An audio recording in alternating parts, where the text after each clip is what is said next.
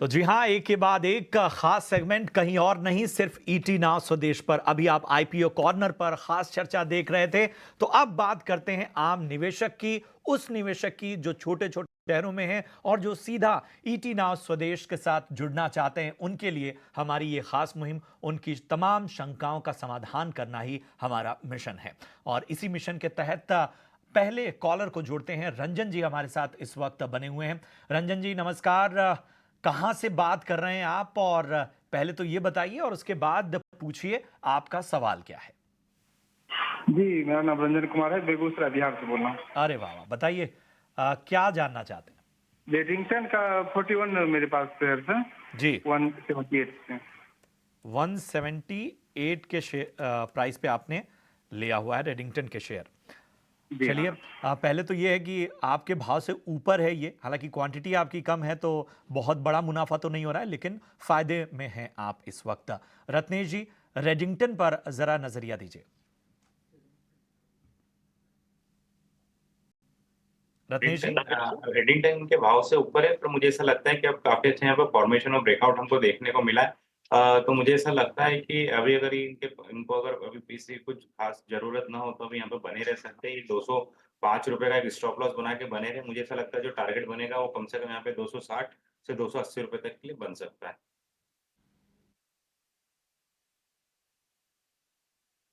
है। तो ये है सलाह रेडिंगटन पर आपके लिए। अब अगले दर्शक को शामिल कर लेते हैं। नरेश कुमार नागली जी हमारे साथ जुड़े हैं। नरेश जी, कहाँ से बोल रहे हैं आप और क्या सवाल है आपका? पूछिए।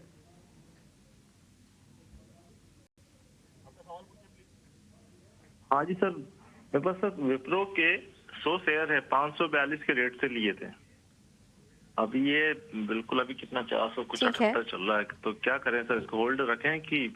जी जी जी, गौरांग जी क्या करें? विप्रो पर 542 पर लिया था, अभी तो नुकसान में है और अब तो नतीजे आना भी शुरू हो जाएंगे, आईटी कंपनियों से शुरुआत होगी। ऐसे में विप्रो की चाल आने वाले समय में आपको कैसी लग रही है?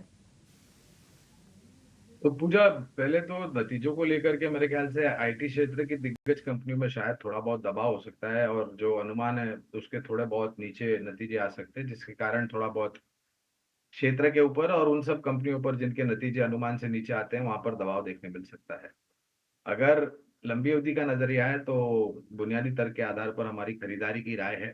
लेकिन एक दिक्कत इनके निवेश में यह है पूजा के, इनका निवेश ऊपरी स्तर पर है और मौजूदा स्तर करीबन 480-85 के आसपास का है। इनके पास अगर निवेश लायक पूंजी है लंबी अवधि के लिए, तो आधी या पूरी मात्रा में जो इनके पास संख्या है शेयर की, वो आप खरीदारी कर सकते हैं, जिससे आपका जो खरीद का भाव है वो नीचे आ जाए। और ये जरूरी भी होगा क्योंकि ऊपरी स्तर का निवेश है। हैं और कुछ फोकस करते हैं हम YouTube के सवालों पर भी। और तमाम दर्शक जो हमें इस वक्त भी देख रहे हैं, देखिए QR कोड आपके स्क्रीन पर फ्लैश हो रहा है, इसे आपको स्कैन करना है और अपना सवाल हमें भेज देना है। बहरहाल 2 सवाल यहाँ पर मैं पूछना चाहती हूँ हमारे दर्शकों के। और गौरांग, थोड़ा सा लंबी अवधि का नज़रिया है, लेकिन हमारे एक दर्शक हैं उमेश, जो कि फिलहाल एशियन पेंट्स में एंट्री करने को लेकर सवाल पूछना चाह रहे हैं।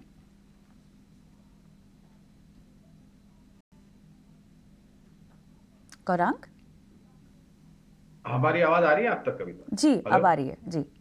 ठीक है, तो कविता आपको याद होगा कि कुछ समय पहले बड़े बड़े कॉर्पोरेट जगत के नाम पेंट क्षेत्र में उतरने की बात चली थी, उसके कारण एक दबाव आया था एशियन पेंट्स और बाकी अन्य पेंट्स बनाने वाली कंपनियों पर। लेकिन दिक्कत छोटी मध्यम अवधि में आएगी, इसमें कोई परेशानी नहीं है। लंबी अवधि की अगर आप बात करते हैं तो एशियन पेंट क्षेत्र की एक बहुत बड़ी कंपनी है, पहली बात। दूसरी बात, इनका कारोबार न सिर्फ हमारे भारतवर्ष में है लेकिन विदेशों में भी इनका कारोबार है।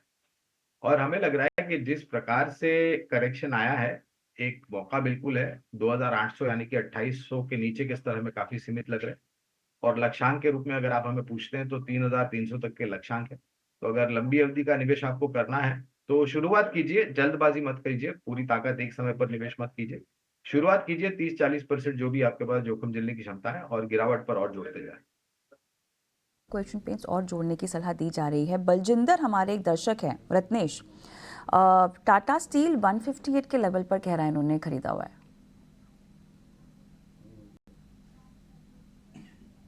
क्या लेवल पे खरीदा था, एक बार फिर से बताइए। ये 158 बोल रहे हैं। 158, हाँ, इनके रेट से अभी भी थोड़ा ऊपर ही है, हालांकि बहुत ज्यादा ऊपर नहीं है, पर अगर इनका नजरिया थोड़ा सा लॉन्ग टर्म, मतलब मिड टर्म या शॉर्ट टर्म या लॉन्ग टर्म के हिसाब से, तो मेरे हिसाब से इसको बने रह सकते। पूरे मेटल में काफी अच्छी तेजी की उम्मीद है। पूरे मेटल सेक्टर में टाटा स्टील ऐसा है जो आउट परफॉर्म कर रहा है, तो मेरे हिसाब से यहाँ पे बिल्कुल बने रह सकते हैं। अभी एक स्टॉप लॉस लगाने की सलाह दूंगा मैं 145 रुपए के ऊपर में। जो टारगेट मुझे दिखाई देते हैं वो 180 से 200 रुपए तक के दिखाई देते हैं। तो थोड़ा सा इनका नजरिया थोड़ा सा लंबा होना चाहिए कि टाटा स्टील थोड़ा सा स्लो मूवर है, इस कारण से थोड़ा सा नजरिया लंबा होना। टाटा स्टील पर इस वक्त आता हुआ। चलिए बढ़ते हैं आगे। कृति रावल हमारे साथ इस वक्त जुड़ी हुई हैं। कृति, गुड मॉर्निंग। कहाँ से बात कर रही हैं? गुड मॉर्निंग, अहमदाबाद से। जी जी जी, पूछिए क्या जानना चाहती हैं? हमारे पास 150 स्टरलाइट टेक्नो का शेयर है और हमने 224 में खरीदा हुआ है, तो क्या करना चाहिए? ठीक है, आपके भाव से काफी नीचे। कब लिया था आपने ये शेयर? ये 1 साल हो गया। 1 साल हो गया। 2 साल लगभग। ठीक है, स्टरलाइट टेक भाव से बहुत नीचे है ये स्टॉक है।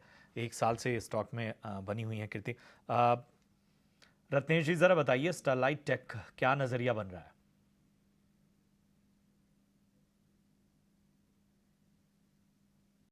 स्टरलाइट टेक, मुझे ऐसा लगता है कि ये स्टॉक काफी ज्यादा अंडर परफॉर्म है। मुझे नहीं लगता कि इसमें इनको अभी कुछ विशेष मुनाफा मिलेगा या रखना चाहिए।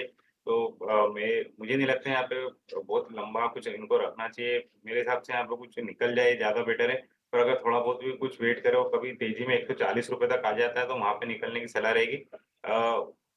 और अगर कुछ फाइनल स्टॉप लॉस मेरी तरफ से रहेगा जो इनको 120 रुपए का रहेगा। पर रुकने की सलाह नहीं है मेरी, यहाँ पे भी हो सके निकल जाए। ठीक है, तो जहां मौका मिले निकलने की कोशिश कीजिए इस स्टॉक से, स्टरलाइट टेक्नोलॉजी से, क्योंकि अ, बहुत बड़ी तेजी की उम्मीद नहीं है और आपकी खरीदारी का भाव भी थोड़ा ऊपर है। तो जब कोई उछाल मिले तो निकलने की कोशिश कीजिए। और शो के दौरान हमने काफ़ी सारे स्टॉक्स पर चर्चा भी की है, आप वहां पर अपना निवेश स्विच कर सकती हैं।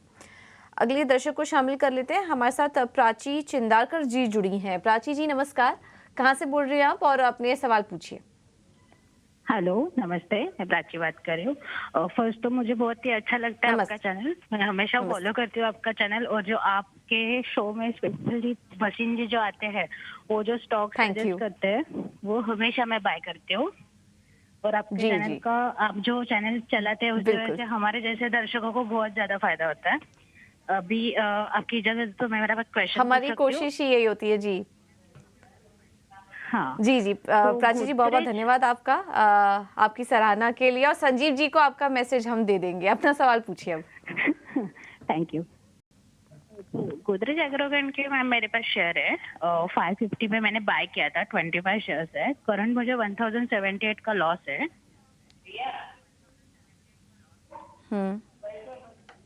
ठीक है, गोदरेज एग्रोवेट पर ही सवाल है आपका प्राची जी? हाँ हाँ, 3 सवाल है मैम मेरे।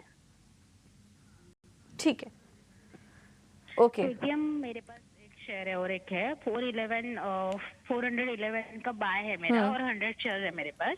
एंड अभी तो आज मुझे उसमें प्रॉफिट हो गया है, तो वो अभी मैं आगे होल्ड कर सकती हूँ कि निकाल दूं प्रॉफिट में?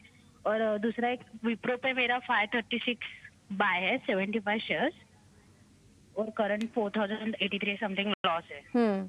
विप्रो में आगे क्या कर सकते हैं? अच्छा, विप्रो पे तो हमने थोड़ी देर पहले बात भी की थी प्राची जी। अगर लॉन्ग टर्म नजरिया है तो कोई चिंता वाली बात नहीं है। हाँ, थोड़ा ऊपरी लेवल पर ले लिया, इस वजह से नुकसान काफी हो रहा है। गौरांग जी थोड़ी देर पहले इस पर बता भी रहे थे। गौरांग जी, आप ही से सवाल होगा, पेटीएम और गोदरेज एग्रोवेटिंग की खरीदारी के पास ही है, दोनों ही शेयर्स हल्के मुनाफे में हैं। होल्ड कर सकते हैं स्टॉक में, कंटिन्यू करें अपने होल्डिंग या फिर निकल जाए? देखिए, गोदरेज एग्रोवेट पर तो पूजा कवरेज नहीं, इसलिए मैं विशेष रूप में टिप्पणी नहीं करूंगा। लेकिन पेटीएम पर हमारी पहले खरीदारी की राय थी। पिछले साल नवंबर के आसपास लक्ष्य आ गए थे तो बिकवाली की राय दी थी। और हमें सबको पता है कि पिछले 2 महीनों में क्या खबरें आई हैं पेटीएम को लेकर के। उसके पहले हमने बिकवाली की राय दी थी, मुनाफा वसूली की राय दी थी। तो यहाँ पर चाहे तो आप मुनाफा वसूल करके, अगर आपको विकल्प के रूप में कोई दूसरा क्षेत्र या फिर शेयर कंपनी सुझाना चाहूँ मैं, तो मेरे ख्याल से यहाँ से निकल करके आप अगर टाटा पावर में निवेश करते हैं, जो कि इसी स्तर के आसपास है, तो शायद आपका जो नुकसान हो रहा है पीटीएम में उसकी भरपाई हो सकती है, बशर्ते कि आपका नजरिया लंबी अवधि का।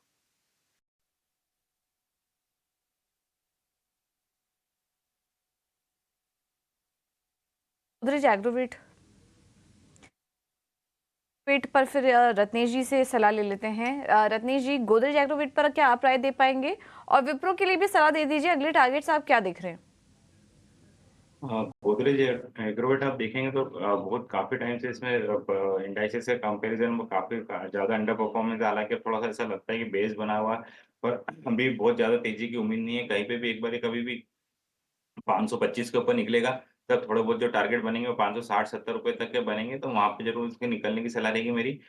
जो स्टॉप लॉस बनेगा वो 480 रुपए तक का यहाँ पे बनता हुआ दिखाई दे रहा है मुझे। स्टॉप लॉस आपको लगाकर रहना है। आगे बढ़ते हैं कोलकाता से बाबू हमारे दर्शक फोन लाइन पर है। नमस्कार सर, कैसे हैं? नमस्कार मैडम, ठीक हूँ। आप कैसे हैं मैडम? मैं बिल्कुल ठीक, थैंक यू। बताइए। अच्छा, एक्चुअली कोफोर्ज हमने लिए थे 3-4 महीना पहले 5927 75 नंबर। तो अभी एक्चुअली बहुत लो चल रहा है, अभी तो बहुत लॉस हो रहा है हमारा। हमको जानना है इसमें एक्चुअली आपका अपग्रेड भी किया है, इसका रेट आपका आप लोग बोल रहे हैं 6500 होना चाहिए, हो जाएगा, लेकिन अभी भी ये कम में चल रहा है, मतलब आज थोड़ा सा बढ़ा है। और दूसरा है बीडीएल, ये 250 लिया था 1775। 1775 हाँ, इसका अभी क्या हम रखेंगे, क्या करेंगे? हमारा 3-4 महीना का ऐसे ये है, रख सकता हूँ हम दोनों ही 3-4 महीने के लिए? दोनों ही 3-4 महीना के लिए। तो आप थोड़ा सा बताएंगे हम क्या करेंगे, क्या अप्रोच होना चाहिए हम लोग हमारा? ठीक है, ऑलराइट। तो पहले कोफोर्ज पर 3-4 महीने का व्यू हम ले लेते हैं रत्नेश से। रत्नेश, 5927 का लेवल है। कोफोर्ज में मुझे नहीं लगता है इन्होंने यहाँ पे पेशेंस से रखा है, तभी यहाँ पे इनको थोड़ा सा पेशेंस रख के रखना चाहिए, क्योंकि काफी अच्छा इसने आउट परफॉर्म करा आईटी सेक्टर को, इसने काफी अच्छा एक सपोर्ट ले लिया है। तो अगर इनके पास थोड़ा बहुत और निवेश के लिए पैसा है, तो मेरे हिसाब से यहाँ पे इनको एवरेज कर लेना चाहिए यहाँ पे, और एक स्टॉप लॉस लगाना चाहिए 5500 रुपए का। जो ऊपर में टारगेट मुझे दिखाई देते हैं वो 6050 तक के दिखाई देते हैं, तो फिर वहाँ पे इनको निकलने का मौका मिल जाएगा अगर यहाँ पे एवरेज करते हैं तो। और आपको अगर मौका मिले तो निकलने की सलाह। भारत डायनेमिक्स इनके पास है 1775 रत्नेश, इसमें भी 3 से 4 महीने का ही नजरिया है। पूरा आप देखेंगे डिफेंस सेक्टर काफी अच्छा परफॉर्म कर रहा है, बीडीएल भी इसमें से एक काफी अच्छा स्टॉक जिसने आउट परफॉर्म करा रिसेंटली। अभी थोड़ा कंसोलिडेशन चल रहा है, पर मुझे नहीं लगता है इसे कोई बहुत ज्यादा घबराने की जरूरत है इसमें। बीडीएल में इनके भाव के आसपास में ही चल रहा है, तो मुझे ऐसा लगता है कि कहीं ना कहीं एक कंसोलिडेशन थोड़ा चलता रहेगा। 1830 के ऊपर निकलता है तो 19 रुपए तक के टारगेट आएंगे, तो उसमें भी मेरी तरफ से बने बने रहने की सलाह है। स्टॉप लॉस जो रहेगा मेरी तरफ से वो जो बन सकता है यहाँ पे 1620 रुपए के स्टॉप लॉस अभी बने रहेगी। 1620 के स्टॉप लॉस के साथ आपको रुकने की सलाह दी जा रही है। ऑलराइट, चलिए फिलहाल वक्त हो चला एक छोटे से ब्रेक का, लेकिन शेयर बाजार सबका अधिकार हमारी ये पेशकश जो है वो जारी है। अपने सवाल भी आप हम तक पहुंचा सकते हैं, QR कोड स्कैन करके सवाल भेजिए, या तो अगर लाइव देख रहे हैं सोशल मीडिया पर तो यूट्यूब में आप कमेंट बॉक्स में जाके अपने सवाल छोड़ें। मिलते हैं ब्रेक के बाद।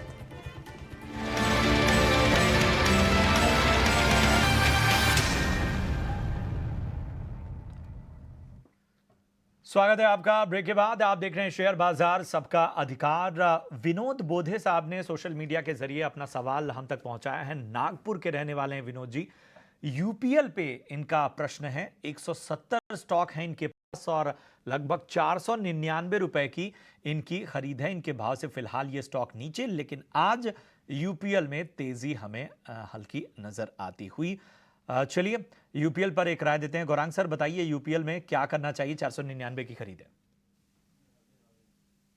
प्रशांत, तो स्पेशलिटी एग्रोकेमिकल्स में यूपीएल एक ऐसा स्टॉक है जिसने बहुत परेशान किया है हमको, खास करके क्योंकि काफी लंबे समय से हमारी खरीदारी की राय रही है, और पिछले 2 या 3 तिमाही के नतीजे अगर आप देखें तो बहुत नकारात्मक आंकड़े आए।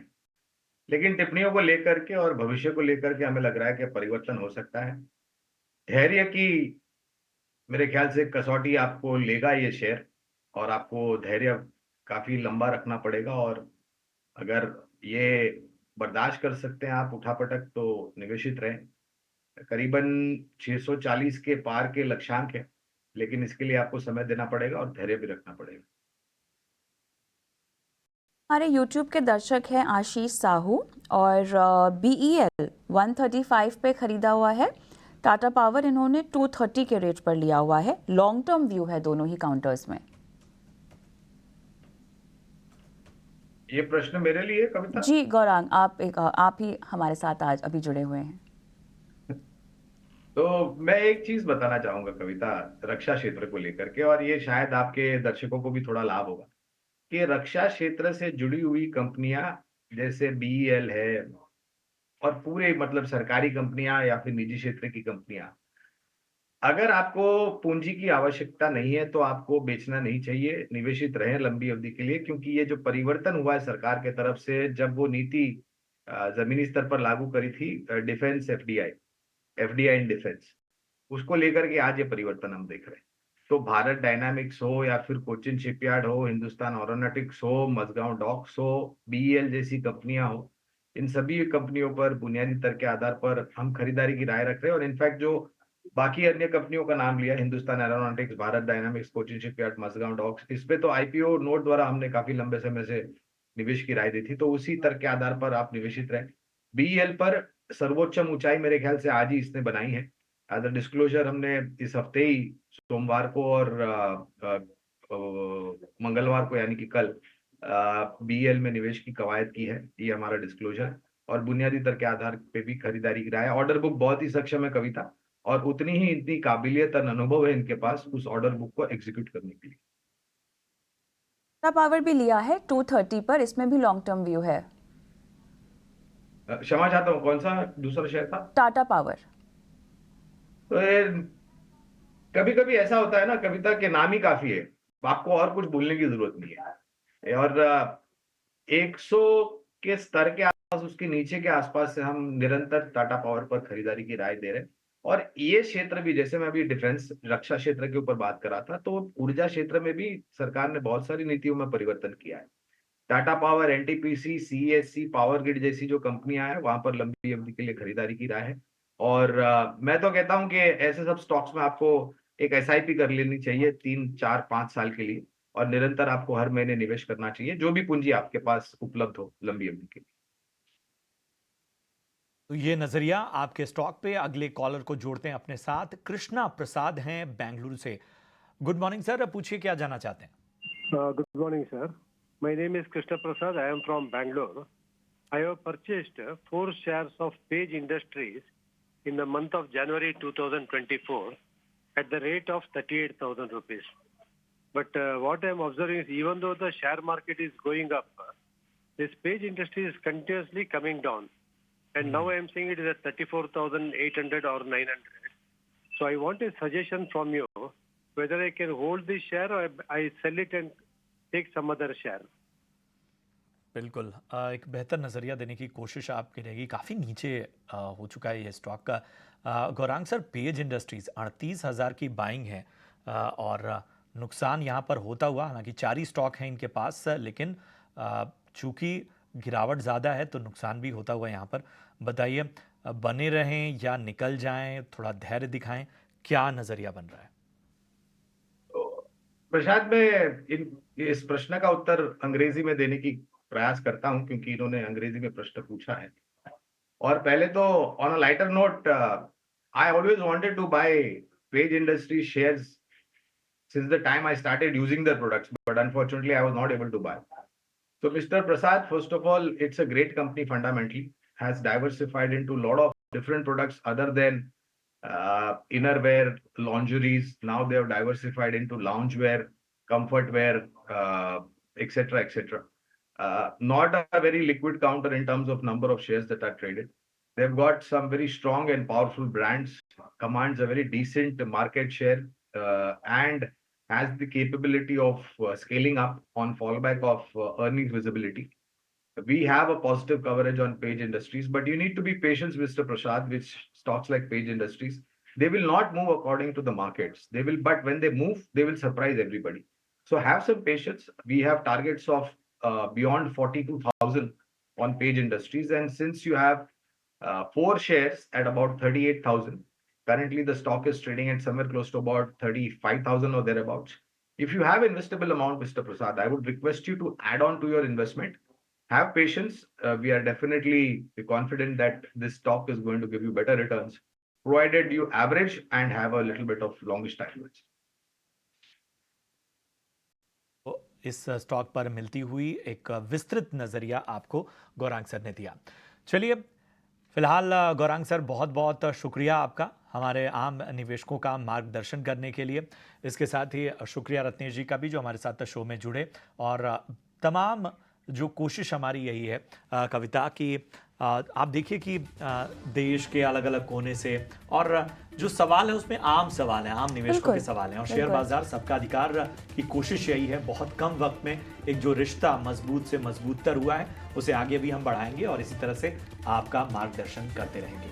फिलहाल मुझे और मेरी सहयोगी कविता थपलियाल को दीजिए इजाजत, और आप देखते रहिए ET Now स्वदेश। नमस्कार।